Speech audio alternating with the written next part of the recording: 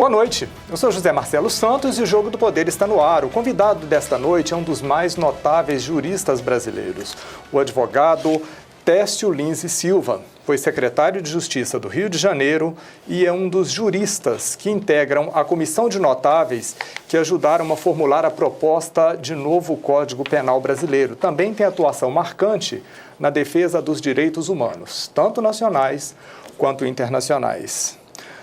Obrigado ao senhor pela entrevista, doutor Técio, e eu queria começar falando exatamente disso. Gostaria de destacar este adjetivo, notáveis juristas, porque pela primeira vez a gente tem um corpo de especialistas para formular uma lei do peso do que pode se tornar o novo Código Penal brasileiro, né? O senhor acredita que, de posse do documento que vocês já entregaram para o Senado, quando é que o Congresso brasileiro deve votar tudo isso? Bom, muito obrigado, o prazer é todo meu. E aí eu devo você, enfatizando, Marcelo, essa condição de notável, aí vale uma blague, porque para ser ministro da Corte Suprema, por exemplo, né, para os tribunais superiores, não precisa ser bacharel em direito. Basta ter notável saber jurídico, né? Notável saber jurídico, que não é diploma, qualquer um pode ter notável saber jurídico, e ilibada reputação. Então dizem que quando nomearam, e já na história do Supremo, já houve médicos, generais, militares, e quando iam nomear alguém, o general ou o médico que não era bacharel em direito, que não era advogado, nem era, como se diz, operador do direito, então disseram, mas escuta, ilibada a reputação ele tem, sem dúvida nenhuma. Mas e o notável saber jurídico? Não, isso não se preocupe, porque isso o decreto traz. Né? Então, simples referência dos notáveis, às vezes. Mas nesse caso, quando o próprio Senado fez esta ressalva de que seriam pessoas de notável saber jurídico, para dar respaldo àquilo que talvez apenas o Congresso não teria condição de desenvolver um raciocínio sobre o que precisaria o Senado, de atualização da legislação. Veja a diferença que aconteceu aqui agora no Senado. Na história republicana, desde o Estado Novo, já houve inúmeras tentativas de reforma dos códigos. O Código Civil do grande professor Miguel Reale, que é um autor, que é um documento extraordinário, né, um grande jurista, ficou 27 anos no Congresso. O filho dele depois se ocupou da reforma penal, quando era ministro já do governo Fernando Henrique, quando era ministro da Justiça, o ministro José Carlos Dias, e aquela comissão, porque essas coisas eram feitas assim no âmbito do executivo, ali um pouco a portas fechadas e tal. E essa comissão apresentou lá a reforma da lei de execuções penais, etc. E não deu em nada.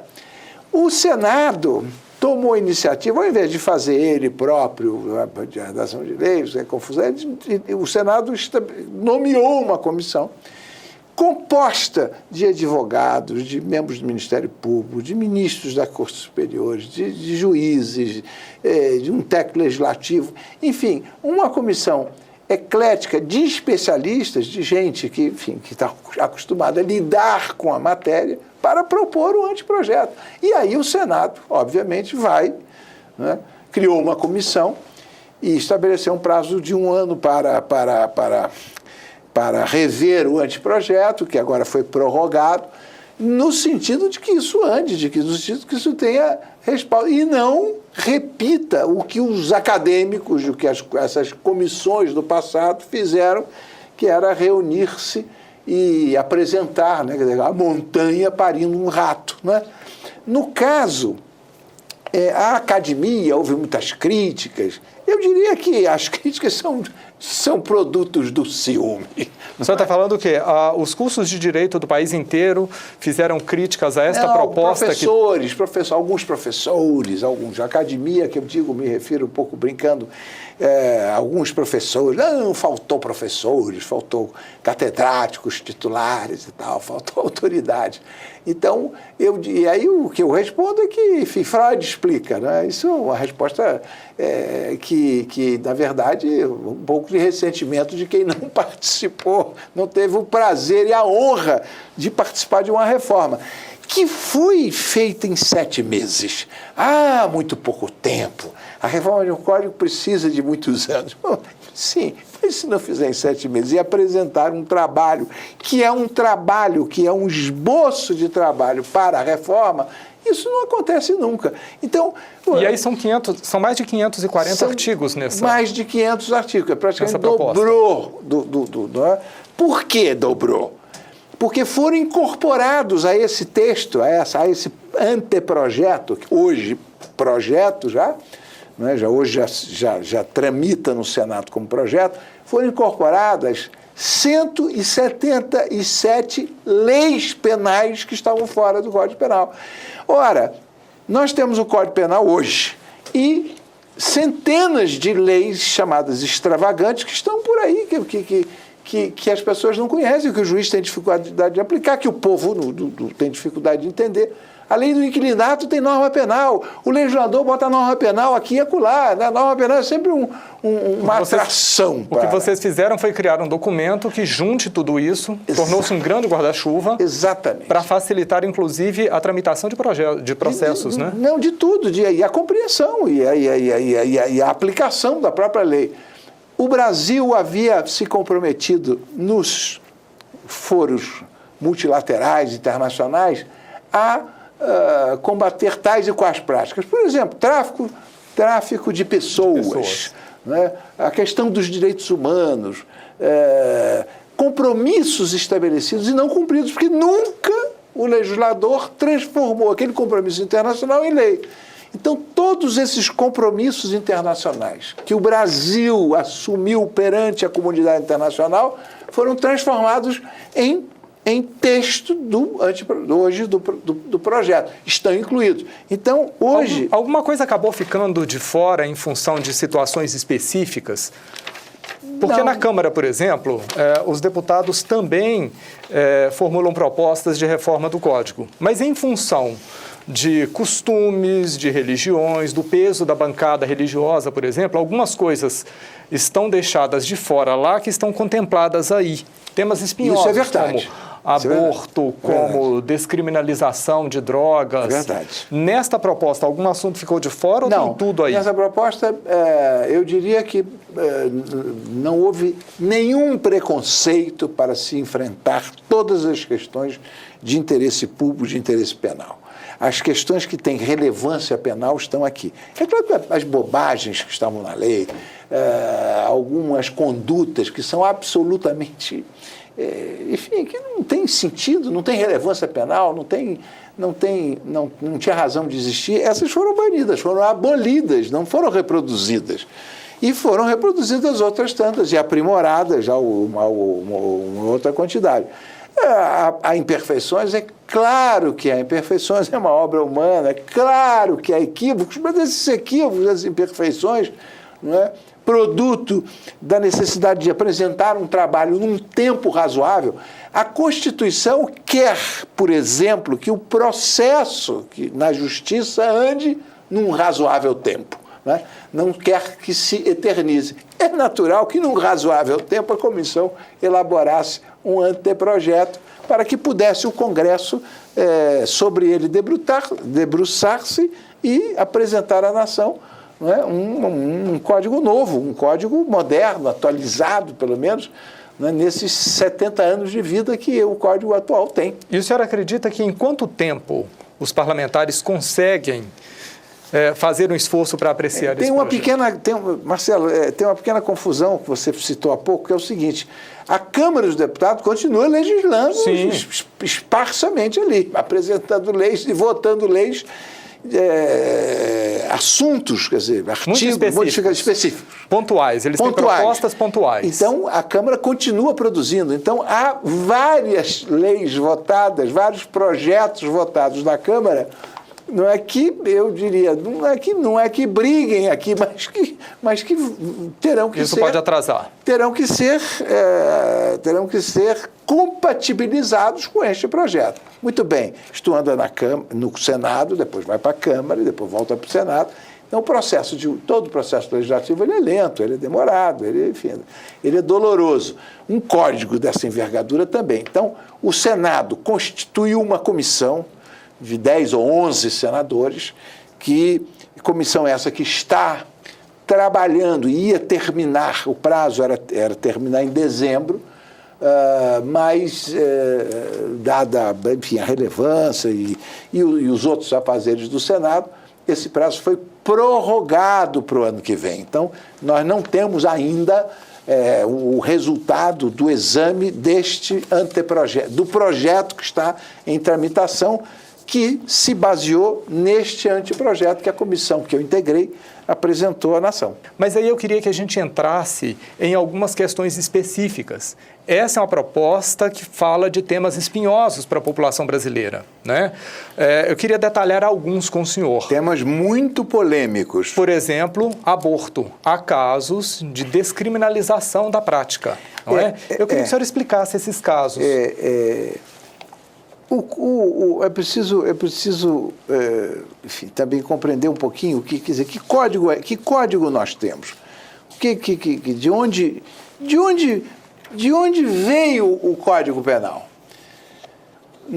em 1940. O Código Penal veio no Estado Novo, ditadura de Getúlio Vargas, em plena Guerra Mundial, onde a legislação penal na Itália fascista, Itália de Mussolini, encomendou a Arturo Rocco, um grande jurista italiano, a reforma do seu Código Penal, que foi então feito na década de 30, no final dos anos 30, que é um excelente código, mas com uma inspiração fascista. O nosso Código Penal inspirou-se no Código Rocco, que é o Código Penal italiano de Mussolini, da Itália fascista em plena Guerra Mundial. Muito bem, basta ler no Código vigente o capítulo dos crimes contra a organização do trabalho. Está ali o fascismo, está ali a definição daquelas organizações. É o fascismo. Este capítulo foi revogado, não está mais no anteprojeto, porque é a herança, não é como a gente diz, é o entulho autoritário, não, é a herança do fascismo da Segunda Guerra Mundial, né?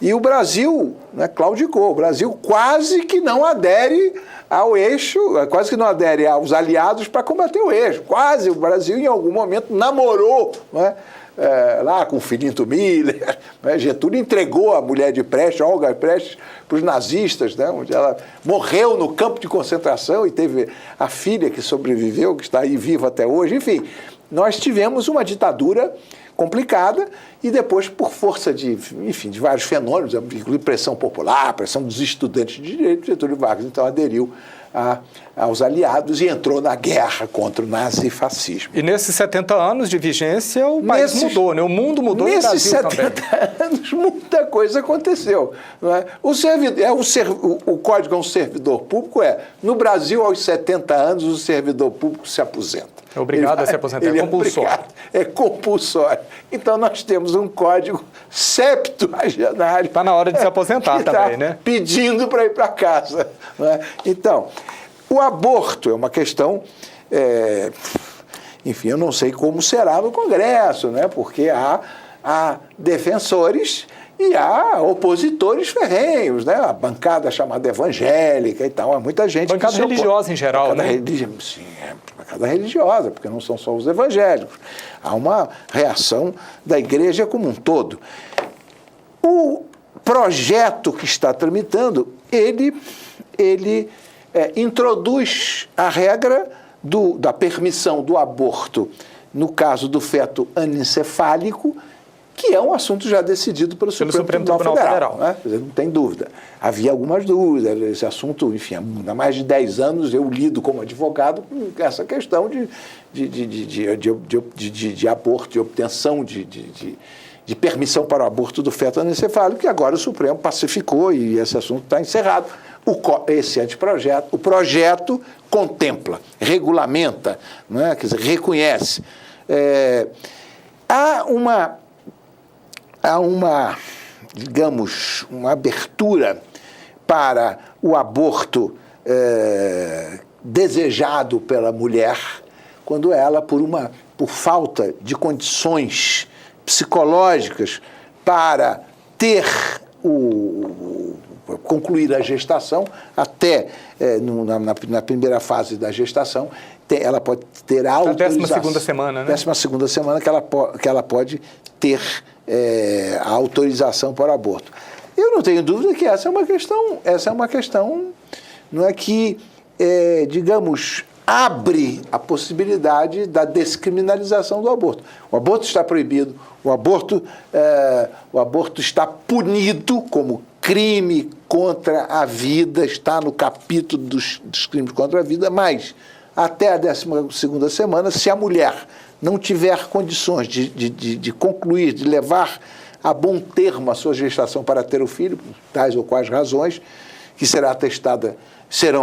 Quer dizer, ela vai ter de pedir essa autorização. Sim, sim. E os médicos têm que ter uma junta que reconheça a possibilidade dela fazer o aborto.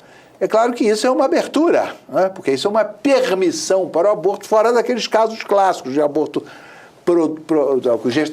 de gravidez decorrente de estupro, não é? Da questão do feto anencefálico. É uma abertura para alguma coisa que não tem a ver com o risco de vida.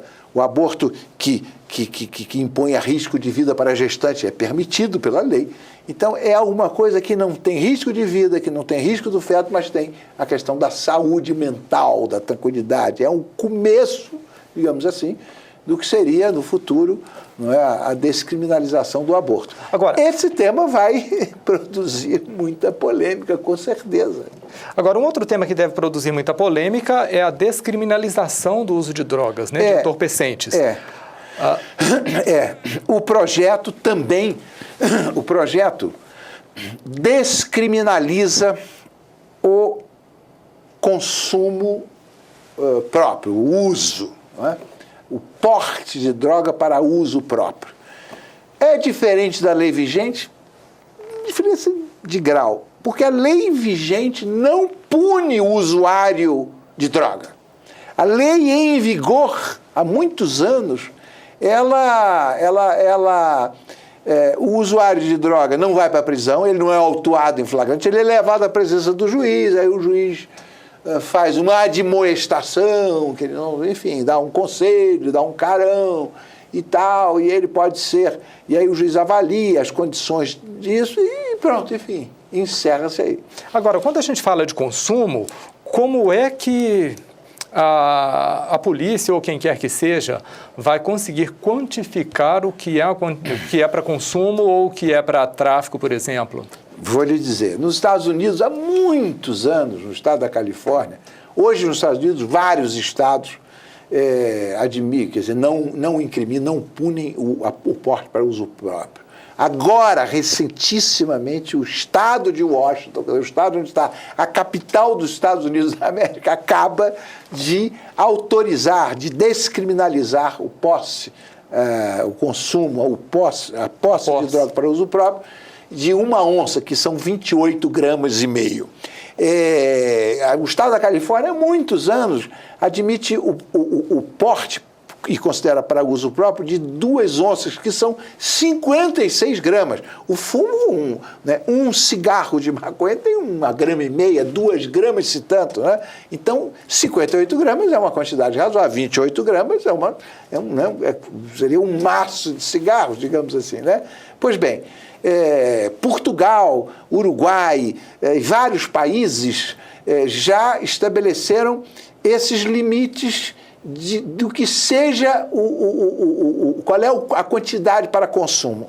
A solução do projeto brasileiro é que a autoridade administrativa, seja ela qual for, do Ministério da Saúde, da Anvisa, enfim, isso a lei depois dirá, depois se verá qual autoridade, mas a autoridade, a agência a vigilância sanitária, o que seja, dirá qual é a quantidade de consumo por um determinado tempo que a lei considera se não me falha, para 10 dias. Então, eu já ouvi falar em 5. 5 dias. 5 dias. É porque em Portugal são 10, enfim, há alguns, esses números variam. Então, e qual é a quantidade? É a autoridade administrativa, é a Anvisa, que vai estabelecer. Que vai dizer, olha, o consumo de alguém que vai fazer uso recreativo da maconha é 28 gramas ou X gramas, ou de toda sorte de drogas. E esse será um limite, quer dizer, um teto, digamos assim, que simboliza o uso. Além disso, as circunstâncias, evidentemente, da pessoa, do local, né, que faça presumir que é o usuário. Né? Porque você pode estar traficando em pequenas quantidades. Mas aí, reabastecendo ao longo do dia.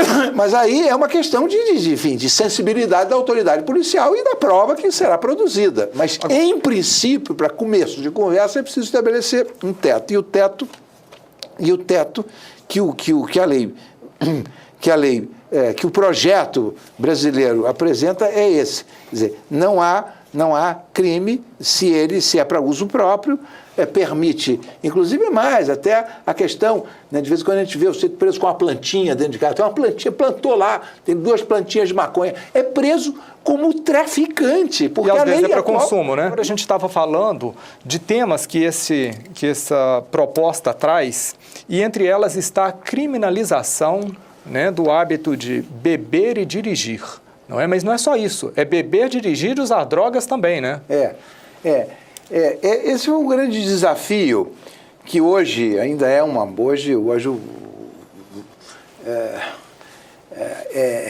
certas práticas na direção, na condução, né, dos chamados delitos de circulação, na condução de veículos, né? Muitas vezes o acusado, o motorista, é denunciado no júri por homicídio, chamado por dolo eventual. Ele não quis matar, mas assumiu o risco pela sua conduta. Isso é uma linha difícil de entender. Você no júri fazer o jurado condenar um motorista que matou alguém no trânsito como homicídio doloso, é difícil o jurado compreender. Porque quando dizer, mas ele quis matar? Não, ele não quis matar, mas ele assumiu o risco de matar pela sua conduta. Ele sabia que não podia beber e dirigir. Então, sabia que bebendo você não tem controle do veículo. Mas hoje a solução hoje vai para o júri é um processo lento, é demorado, então, e isso acaba ficando impune. Racha, pega, né? Essa coisa absurda que as pessoas fazem, né? Dessa disputa de pega, racha, né, de carros em zona urbana, pondo em risco e muitas vezes matando, né, inúmeras pessoas de uma vez só, quando o carro só pela calçada, pega um ponto de ônibus e tal. Então nós discutimos muito isso e propusemos uma chamada culpa gravíssima. Porque tem a culpa, né, que todo mundo conhece, a culpa, a negligência, a imprudência, né, a culpa leve, a culpa mais grave. E nós estabelecemos a culpa gravíssima, que é exatamente a culpa decorrente das circunstâncias que, por exemplo, o agente não quis o resultado morte, nós definimos na culpa e não no homicídio, não na definição do crime de morte, mas na definição da culpa. As circunstâncias do fato demonstram que o agente não quis o resultado morte, nem assumiu o risco de produzi-lo, mas agiu com excepcional temeridade e a pena passa de 4 a 8 anos. Inclui-se entre essas hipóteses a causação da morte na condução de embarcação, aeronave ou veículo automotor sob a influência de álcool ou substância de efeitos análogos, né, mediante participação em via pública, de corrida, disputa e tal. Então, a ingestão do álcool, a ingestão de droga, causando a morte, nós não vamos mais discutir se tem dolo, se não tem dolo, se o dolo é eventual, é a culpa gravíssima e a pena passa, não é, o que é hoje de 1 a 3 anos, passa para 8 anos. Agora, muito motorista brasileiro recusa passar pelo teste do bafômetro. sob a alegação de que ninguém precisa produzir prova contra si mesmo. Verdade. Mas passa em porta de banco com detector de metal. E passa em raio-x em aeroportos. Não é a mesma coisa? Eu acho que... Ou é e não é? Não, é e não é, porque ali é uma prática, né, essa do detetor de metais, por exemplo, né? É uma prova que não é a mesma de alguém que bebeu e que vai soprar um etilômetro e ele sabe que aquele etilômetro vai indicar que ele está com a quantidade de álcool acima do normal e que isso vai lhe causar prisão, condenação, processo penal, etc. Né? É um pouco diferente de quem, enfim, tem lá um raio-x e ele, enfim, não pode estar andando, ele não pode estar armado. Então, se ele estiver armado, ele vai ser preso. Mas a rigor também não pode estar bêbado ao volante. Não pode beber, sim, não deveria. Enfim, é parecido, não é? Mas aí, do ponto de vista prático, você diz, bom, eu me recuso a passar no raio-x. Vai perder o avião vai partir e você não vai viajar. Não vai viajar, né? Ou não vai entrar no banco. Ou não vai entrar no banco, vai ficar sem dinheiro. Agora, essa proposta também torna crime o que hoje é considerado apenas contravenção, que é a exploração de jogos ilegais. Não é? Se essa proposta já tivesse em vigor, o Carlinhos Cachoeira ele não seria um contraventor, a gente já o chamaria de criminoso. Não é? Em que isso pode endurecer e ajudar essa sociedade a combater esse tipo de prática? A questão da exploração do jogo foi também um debate acirradíssimo. Está excluída dessa incriminação, dessa formulação criminal da exploração dos jogos, aquele, no caso, o jogo do bicho, o jeito que o apontador, o jeito que escreve, a gente que essas pessoas estão excluídas. O que o projeto procura contemplar é a exploração, é o financiador, é o banqueiro, é aquele que se beneficia do lucro, e não os seus empregados, as pessoas que, enfim, por N questões, né, sociais, o bicho, é sabido, esse jogo do bicho emprega, né, idosos, egressos do sistema penitenciário que não conseguem emprego, né, deficientes físicos. Então, ele tem uma dupla face curiosa de prestação de serviço social. Esse é o tipo de jogo que o governo deveria legalizar, o senhor acredita? Eu acho que isso é uma hipocrisia, né? Porque o governo banca, o governo é um grande banqueiro, né? De loterias, de tudo, não é? De sorteios, de toda sorte, de loterias estaduais, federais, e raspadinhas. Né? O Estado é um grande banqueiro do jogo, né?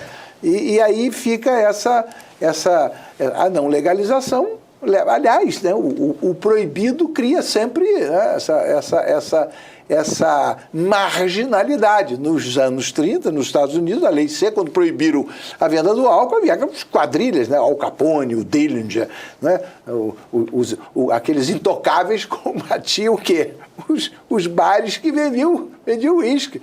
E quando terminou a lei seca, que se normatizou e normalizou a venda do álcool, enfim, essas quadrilhas, esse crime organizado em torno da bebida alcoólica desapareceu. E a bebida alcoólica não é, hoje um grande mediador, talvez o melhor mediador das relações sociais. Eu deixei para falar com o senhor nesse último bloco sobre dois assuntos. Direitos humanos, que é uma das suas especializações, uma das suas grandes bandeiras de atuação, mas quero começar falando sobre o Conselho Nacional de Justiça. O senhor já foi conselheiro do CNJ e defende que o Conselho deve ter uma atuação para investigar, não é, o judiciário brasileiro. Com certeza. Mais recentemente, a ministra Eliana Calmon levou pancada de todos os lados dentro do próprio judiciário, porque enquanto estava na corregedoria do Conselho, ela quis investigar uma gama muito grande de coisas e chegou a dizer que tínhamos bandidos de toga. O senhor concorda com ela? Eu acho que tenho certeza, a ministra Eliana Calmon prestou um serviço inestimável à justiça brasileira. O CNJ é um órgão fantástico, é uma ideia extraordinária e é um mecanismo para a democracia fundamental. Ele, para existir, houve uma grande composição.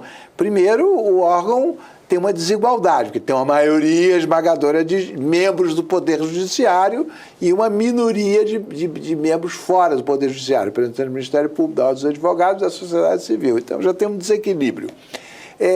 Não é um controle externo, como nós costumamos dizer até, enfim, equivocadamente, não, um órgão de controle externo, porque ele é um órgão interno, faz parte do Poder Judiciário, não é externo. Era melhor que fosse externo, mas não é. Daria mais transparência? Ah, sem dúvida nenhuma. Agora, a expressão dela, enfim, assim, uma coisa que as pessoas se chocaram, tem bandido de branco, a máfia de branco, assim, dos médicos, não é? que praticam a má prática, a máfia de branco, enfim, isso não está tornando a profissão da medicina uma profissão maldita, não, porque tem médico mafioso, tem juiz, não é?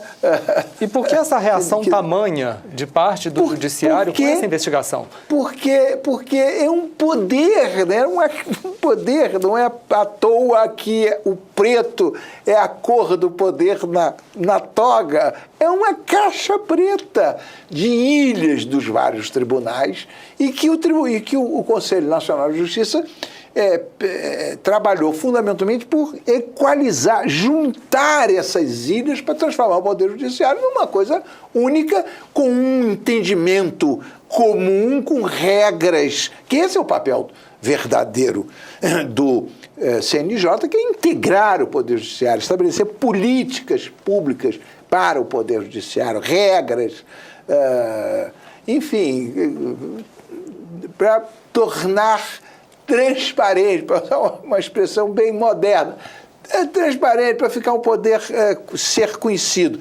E é muito importante o papel correicional, esse papel da corregedoria que a ministra Ana Comum representou. Por quê? Porque a prática é que as corregedorias regionais não funcionam. Os processos... Elas estão muito próximas do problema a ser investigado, né? Não, e o corporativismo é muito forte. Então, nunca um colega do mesmo grau investiga e apura. Enfim, com a independência que precisa. Eu sinto muito dizer isso, mas essa é a realidade e é a história do Poder Judiciário.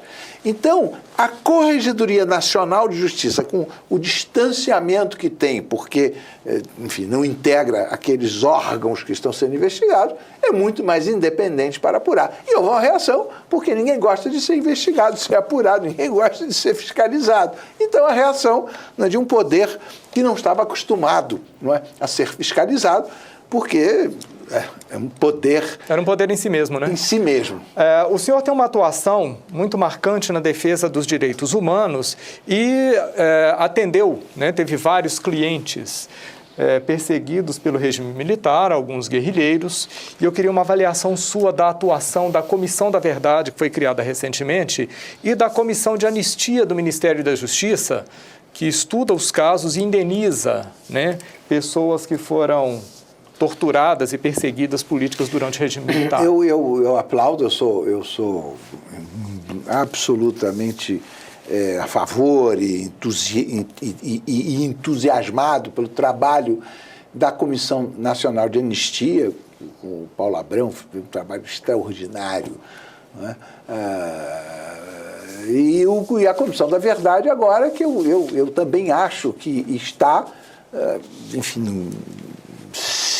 se afirmando como um instrumento importantíssimo de revelação, né, de conhecimento dos fatos e da verdade. O senhor acha que vai dar para passar essa história limpo com o trabalho da comissão? Eu acho que vai ser muito difícil, mas uma parte, não toda, eu certamente não, porque as dificuldades são gigantescas.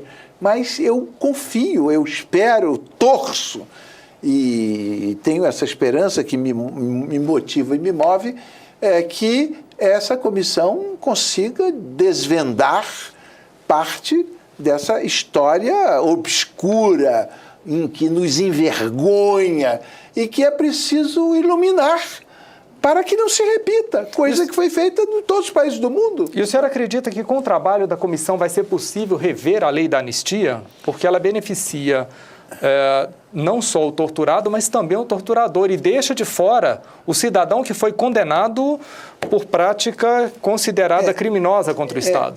Essa é uma questão. Eu tenho um entendimento, o meu entendimento de jurídico, meu entendimento de advogado, meu entendimento, enfim, da lei o entendimento decorrente da experiência que eu vivi defendendo durante mais de 20 anos perseguidos políticos. Eu advoguei, enfim, defendi centenas, milhares de pessoas processadas perante a justiça militar. Sou produto dessa justiça, reagindo e defendendo direitos humanos, e torturados, etc., perseguidos, e muitos clientes desaparecidos que eu tive, mortos e que ninguém sabe até hoje onde estão.